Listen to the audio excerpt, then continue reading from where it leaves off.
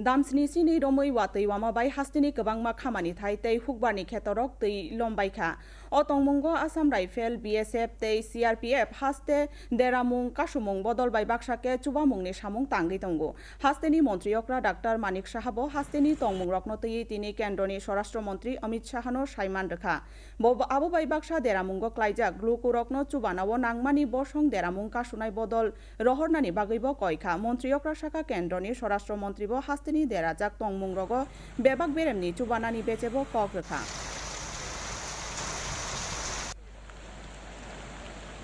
I have already talked to him in the morning, and status of the state I already informed him, and I told him that please send some NDRF team as early as possible.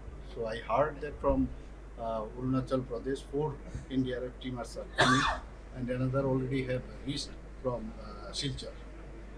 Sir এখন রাজ্যের পরিস্থিতি কিরকম? It's okay, under observation.